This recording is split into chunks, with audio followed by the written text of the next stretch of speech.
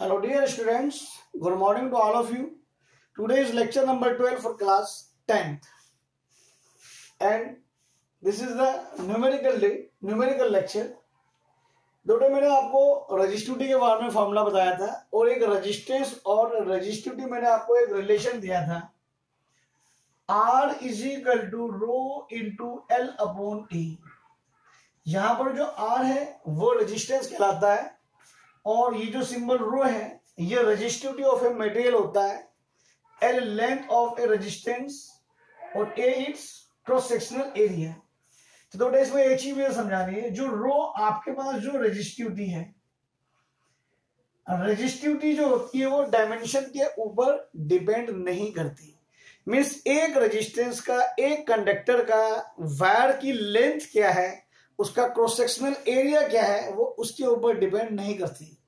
Means कि अगर आप किसी कंडक्टर की लेंथ को इंक्रीज करिए, डिक्रीज करिए, उसका एरिया इंक्रीज करिए, डिक्रीज करिए, या थिकनेस को इंक्रीज और डिक्रीज करोगे तो उसकी रेजिस्टिविटी के ऊपर कोई भी इफेक्ट नहीं पड़ेगा अनटिल एंड अनलेस, जब तक मटेरियल चेंज नहीं होगा। फॉर एग्जांपल, अगर हम कहें मेरे पास एक कॉपर मटेरियल का कनेक्टर है और जब तक वो कॉपर रहेगा आप उसकी डायमेंशन कुछ भी करो, चेंज करो, उसकी रेजिस्टिविटी चेंज नहीं होगी।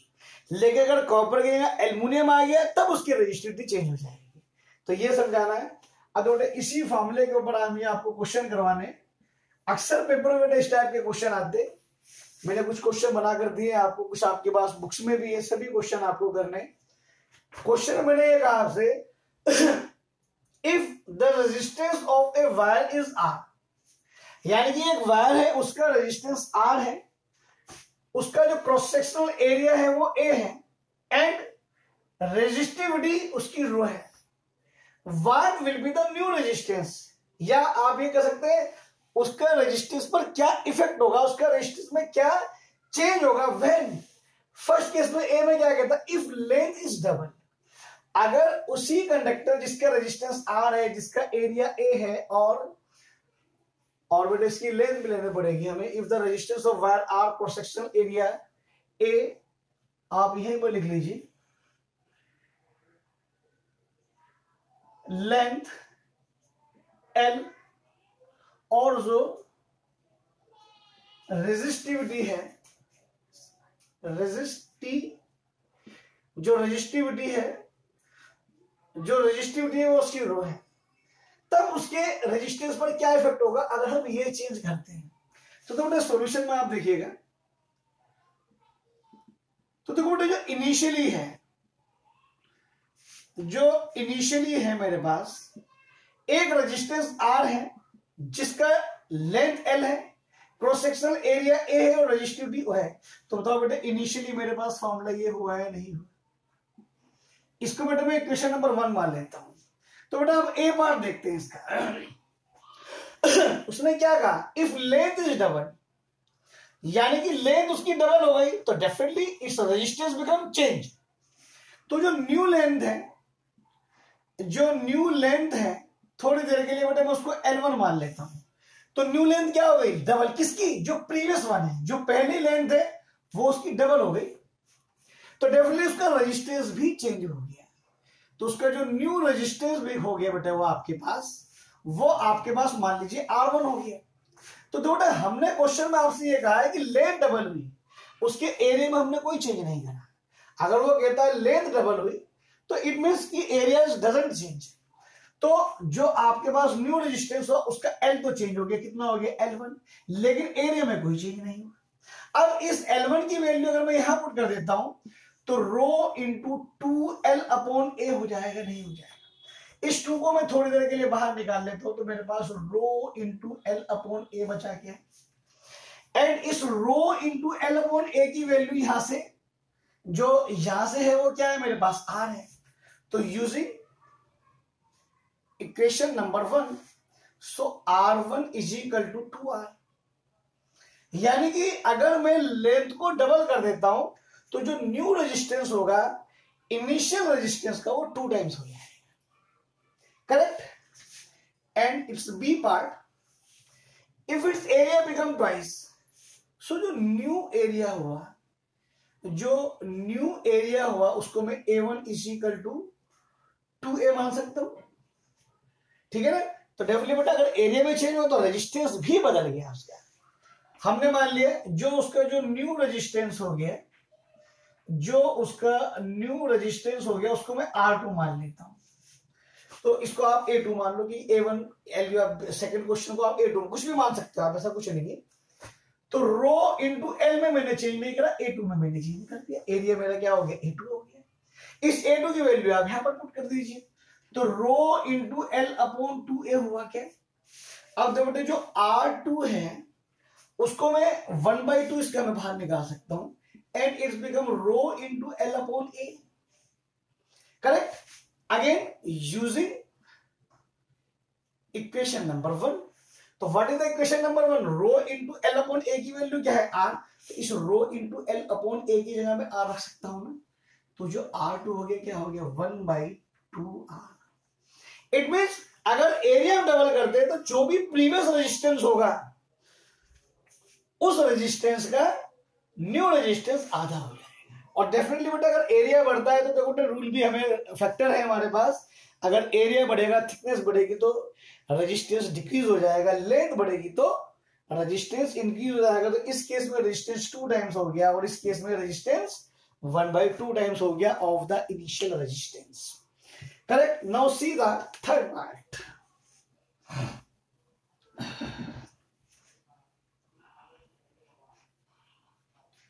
तो what is its third part. जो थर्ड पार्ट है बेटा वो क्या कहता है आपके पास, जो सी पार्ट है उसने कहा if length is double and area becomes half, यानी कि जो न्यू लेंथ हो गई, थर्ड पार्ट है तो मैं इसको L3 मान लेता हूं, लेंथ में कितना हुआ वो डबल हो गई, 12 हो गई किसके प्रीवियस लेंथ की, एंड एरिया क्या हो गया उसको मैं न्यू एरिया मान लेता हूं बेटे A3। तो जो न्यू एरिया हो गया मेरे पास, जो न्यू एरिया हो गया A3 कितना हो गया हाफ हो गया किसका प्रीवियस वन का, इट इज द A/2। तो जो न्यू रेजिस्टेंस हो गया हमारे पास, जो न्यू रेजिस्टेंस हो गया वो क्या हो गया मेरे पास, उसको अगर मैं R3 मान लेता हूं तो rho into L3 upon A3। तो rho what is the value of L3, 12 into 1, और ये 1 अपॉन A3, देखो बेटा अगर 1 अपॉन A3 करता हूं मैं यहां पर तो क्या हो जाएगा 2/A, तो 1/A3 तो ये है पर बताओ बेटे इसको मैं 2 अपॉन A लिख दूं तो कोई दिक्कत है क्या। तो 2 इंटू 2 क्या हो गया 4 into rho into L upon A। Again इसकी जगह आप क्या पुट कर सकते हो बेटे 2 दूनी 4, 2 2 जा 4, तो 4 तो आपके पास यहाँ है, रो इंटू L अपॉन A आपके पास यहाँ है।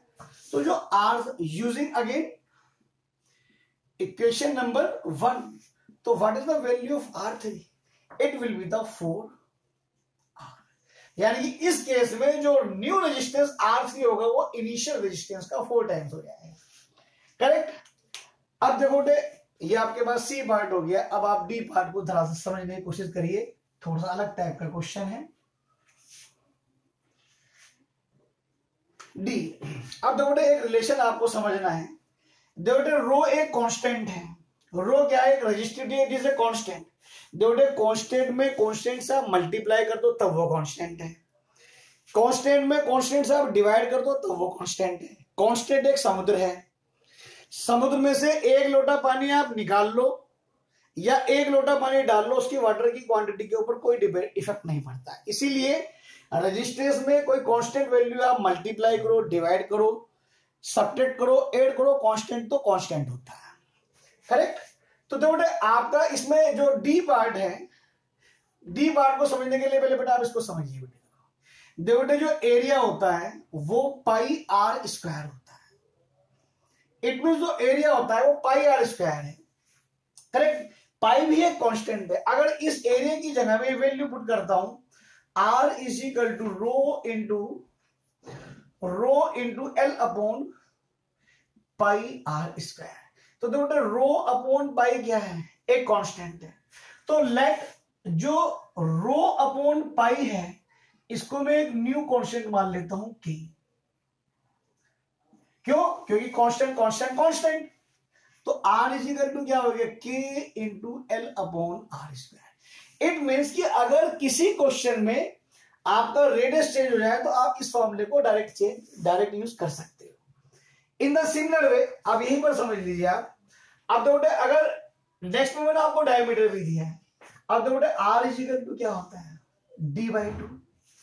अब अगर मैं इसी क्वेश्चन की इसी जगह ये वैल्यू पुट करूंगा तो r is equal to rho upon pi तो है, और l आर स्क्वायर, तो बताओ बेटे डी स्क्वायर अपॉन 4 ऊपर जाएगा नहीं जाएगा, तो बताओ r is equal to 4 into rho upon pi l upon D square. This is again a constant. इस सारे कांस्टेंट को आप एक कांस्टेंट मान सकते हो। कैसे? Let 4 into rho upon pi is equal to K, एक न्यू कांस्टेंट। तो इसको भी बेटे मैं क्या लिख सकता हूं, आर इज इक्वल टू के into L upon D square. It means कि अगर आपके पास आर में कोई चेंज करता है तो आप इस फॉर्मूले को डायरेक्टली यूज कर सकते हो। अगर डायमीटर में कोई चेंज होता है तो इस फॉर्मूले को आप डायरेक्टली यूज कर सकते हैं। तो सीधा पार्ट डी, उसने कहा if radius becomes half, it means जो इनिशियल रेडियस है वो मेरे पास ये है, तो जो न्यू रेडियस हुआ से वो हमें इसको फोर्थ पार्ट है r4 मान लेता हूं, वो कितना हो गया आपके पास, हाफ हो गया किसका, इनिशियल का। ठीक है ना? तो देखो बेटे आपके पास जो न्यू रेजिस्टेंस हो गया वो मेरे पास, इसको मैं r4 मान सकता हूं, k इंटू एल r/2 का whole square, it becomes k into L upon r²/4। अब आप बेटा इसको इक्वेशन नंबर 2 मान लीजिएगा। तो आप बेटा इसको मैं क्या लिख सकता हूं, r4 4 को आप बाहर लीजिएगा, सो k into L upon r²। And from equation 2 बताओ बेटा इसकी जो वैल्यू है वो r है। इट मीन जो r4 हुआ वो आपके पास 4r हुआ। इट मीन कि अगर मैं रेडियस को हाफ कर देता हूं तो जो न्यू रेजिस्टेंस होगा वो इनिशियल रेजिस्टेंस का 4 टाइम्स हो जाएगा। This is the part number D. Now see the part E में बेटा आपको ये वाला फॉर्मूला यूज करना, कोई विशेष बात नहीं। तो जो ई वाला पार्ट है, ई वाले पार्ट में r इज इक्वल टू के into L upon D square, ये इनिशियली कंडीशन हो गई, इक्वेशन नंबर बेटे 3 मान लीजिए। अब डायमीटर क्या करा उसने, बिकम्स ट्वाइस, यानी कि जो न्यू डायमीटर हो गया, ई पार्ट है d5 मान लो इसको, d5 कितना हो गया बेटा आपके पास 2d। तो जो न्यू रेजिस्टेंस हो गया बेटा हमारे पास वो r5 इज इक्वल टू के इंटू डी का स्क्वायर करेंगे, it become 4d²। So r5 आपके पास क्या हुआ, 1/4 के into L upon d² from third. तो जो थर्ड से हुआ आपके पास, जो r5 की वैल्यू आ गई वो 1/4 इंटू r। इस केस में आपके पास जो न्यू रेजिस्टेंस होगा वो इनिशियल रेजिस्टेंस का 1/4 टाइम्स हो जाएगा। ओके, ये क्वेश्चन बेटा आपको करने, कुछ 1-2 क्वेश्चन में अभी आपको एग्जांपल से करवाए, तो फिर आपको अपने आप जो एक्सरसाइज आ रही है वो आपको अपने आप करनी है। आप समझिए बेटे ऑलमोस्ट आपका समर वेकेशन से पहले का काम आपके पास यहीं तक का रहेगा।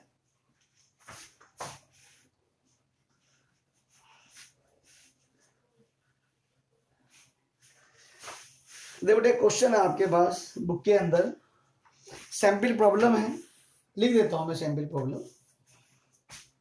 प्रॉब्लम 3rd है मेरी बुक में, ये पुरानी बुक है बेटा, आप देख लेना आपके पास कौन सा है sample problem. A 6 ohm resistance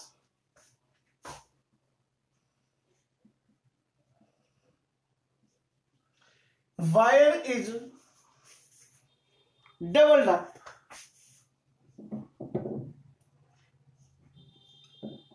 doubled up by folding.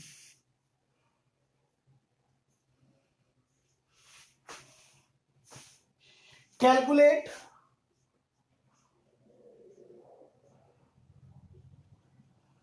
New resistance. तो बेटे इस क्वेश्चन में आपको एक वायर है, मान लो बेटे एक वायर आपके पास ये था, इसकी लेंथ L थी और इसका क्रॉस सेक्शन एरिया A था, ठीक है ना, इसको एक्स वाई मान सकते हो। ये इसका एक मिडिल पॉइंट था, इसको हमने डबल कर दिया।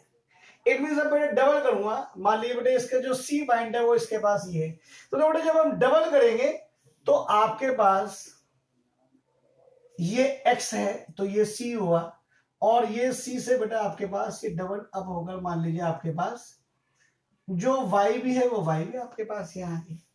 अब तो बेटा इसकी जो लेंथ हो गई वो क्या हो गई, L/2 हो गया, क्योंकि बेटा आपने इस क्वेश्चन में इसी लेंथ को आपने डबल करा है।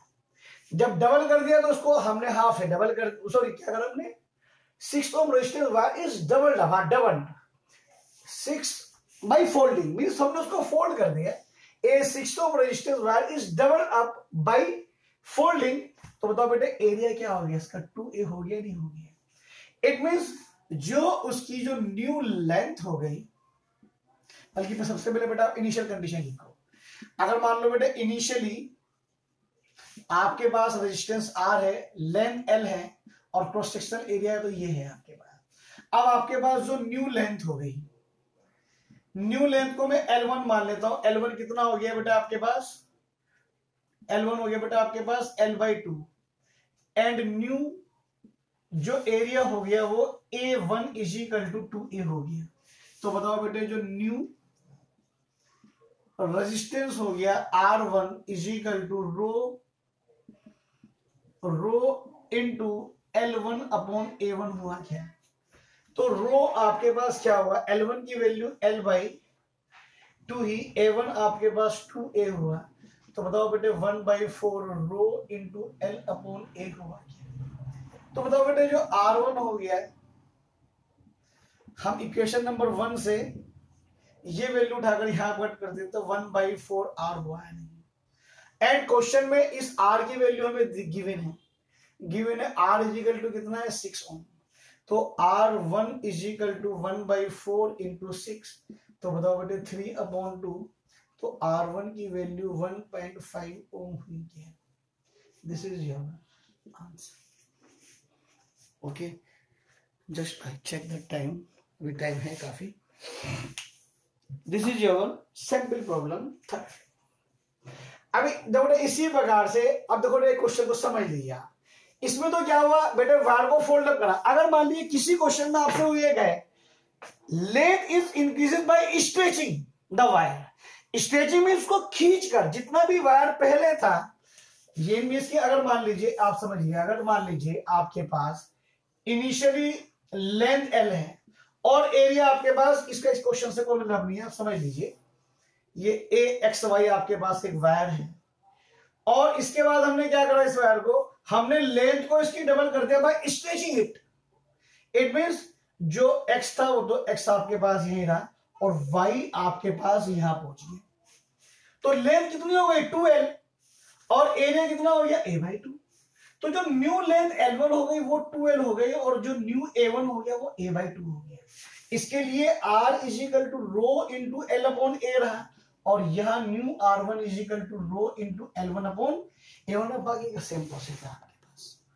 इस टाइप के क्वेश्चन बेटा आपको एक्सरसाइज में मिलेंगे, बहुत इंपॉर्टेंट है, बहुत आते हैं क्वेश्चन। याद रखना बेटे रेजिस्टिविटी कभी भी चेंज नहीं होती अनटिल एंड अनलेस, जब तक किसी वायर का, किसी कंडक्टर का मटेरियल चेंज नहीं होगा, जब तक रेजिस्टिविटी कभी भी चेंज नहीं होगी। ओके, और एक क्वेश्चन देख लेते हैं बेटे सिंपल से। ये बेटे पहला क्वेश्चन तो बेटे बहुत सिंपल सा है, देखो कैलकुलेशन में बिल्कुल नहीं करूंगा कंप्लीट। सैंपल प्रॉब्लम 1 है आपके पास, देखो बेटे बोल रहा हूं मैं, लिखा नहीं आएगा यहां पर। A copper wire of length 2 metre, एक कॉपर वायर है उसकी लेंथ 2 मीटर की है and area of cross section 1.7 into 10⁻⁻6 metre square. जो एरिया है 1.7 इंटू 10⁻⁻6 मीटर स्क्वायर है। Has a resistance R is equal to जो दे रखा है बेटे वो आपको 2 इंटू 10 की पावर -2 ओम दे रखा है। करेक्ट। अब क्या कहता है, हमें कैलकुलेट द रेजिस्टिविटी और रो निकालना है। तो बेटे R is equal to rho into L upon A. अब तो बेटे इसको क्रॉस मल्टीप्लाई करो तो R into A into rho into L. So rho is equal to R into rho is equal to R into A upon L. Just बेटे value put करनी है, आपका आंसर जो आएगा वो ओम मीटर में आएगा। तो बेटे कैलकुलेशन आप अपने आप करेंगे, बहुत क्वेश्चन मैंने आपको करवा रखे हैं calculation based. Okay.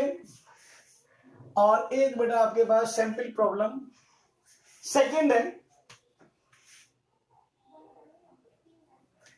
Sample problem 2। उसने कहा a copper wire has a diameter 0. जो डायमीटर है, जो डायमीटर डी है बेटे वो 0.5 मिलीमीटर का है एंड रेजिस्टिविटी 1.6 इंटू 10 की पावर -8 ओम मीटर। जो रेजिस्टिविटी है वो 1.6 इंटू 10 की पावर -8 ओम मीटर की है। ए पार्ट में आपसे पूछता है बेटे वो आपसे, ए पार्ट में जो पूछ रहा है वो आपसे what will be the length of wire, means length L पूछता है। कब टू मेक इट्स रेजिस्टेंस, जिससे कि उसका रेजिस्टेंस कितना हो जाए बेटा आपके पास 10 ओम का हो जाए। अब तो बेटे जो डायमीटर है, जो डायमीटर है वो बेटे R इज इक्वल टू जो होता है वो d/2 होता है। So 0.5 upon 2 is equal to 0.25 millimetre. Millimetre को बेटा आप मीटर में बनाएंगे 0.25 इंटू 10 की पावर -3 मीटर। अब बेटे जो हमारे पास जो लेंथ निकालनी है तो बेटा फॉर्मूला यूज करेंगे R is equal to rho into L upon A. So बेटे R इंटू ए करूंगा तो रो इंटू एल होगा और L जो होगा वो आपके पास R into A upon rho होगा। बेटे R की वैल्यू आपको दे रखी है, एरिया में भी बताता हूं कैसे निकालना, रो आपको दे रखा है। बेटे कोई भी वायर हो हम उसको सर्कुलर की शेप मानते हैं, सिलेंड्रिकल शेप मानते हैं और सिलेंड्रिकल शेप का जो फॉर्मूला होता है A is equal to pi R square होता है। पाई की वैल्यू आप 22/7 और 3.14 रखेंगे। R की वैल्यू आपके पास ये है। सारे डाटा आप इसके अंदर पुट करेंगे, you will get the length of wire by this length we will make the resistance of 10 ohm. यानी कि जो भी लेंथ कैलकुलेट होकर आएगी, अगर हम डायमीटर इतना रखेंगे, रेजिस्टिविटी इतनी रखेंगे, उसकी लेंथ जो कैलकुलेट होकर आएगी वो जो रखें तो 100% उस वायर का रेजिस्टेंस आपके पास 10 ओम का हो जाएगा। Correct. And the second part, जो सेकंड पार्ट में कहा गया उससे how much does the resistance change, how much does the resistance change. तो आपके पास रेजिस्टेंस चेंज पूछता है, रेजिस्टेंस चेंज नाम दे दो आप उसको R1। क्या होगा, if diameter is double it means diameter, जो न्यू डायमीटर आप उसको D1 नाम दे सकते हो। D1 कितना हो जाए बेटा आपके पास 2D। तो सेम आपके पास इसको आप डबल करना है। करेक्ट। तो ये आपको निकालना है, फॉर्मूला ये लगेगा, एरिया चेंज होगा सिर्फ आपके पास, बल्कि नो आपको R1 ये वाला फॉर्मूला है, ठीक है ना। तो R1 आपके पास क्या हो जाएगा, रो लेंथ आप चेंज नहीं कर रहे, डायमीटर चेंज कर रहे तो इसका A1 हो जाएगा। तो A1 क्या हो जाएगा आपके पास, जो A1 हो जाएगा वो पाई R1 स्क्वायर हो जाएगा और जो R1 हो जाएगा वो D1/2 हो जाएगा, ठीक है ना। और D की वैल्यू आपके पास है। करेक्ट। तो ये आपके पास क्वेश्चन हुए, बाकी जो आपको सेट करनी है अपने आप। नेक्स्ट लेक्चर में जब भी कभी मैं आपको लेक्चर दूंगा, आपके पास जो भी प्रॉब्लम होगी, जो भी इससे रिगार्डिंग प्रॉब्लम होगी, जो आपकी कोशिश करूंगा मैं करवाने की। मोस्टली एक्सरसाइज के क्वेश्चन तो बेटा मैं आपको खुद करवा देता हूँ। Do try your self. Okay, thank you बेटा।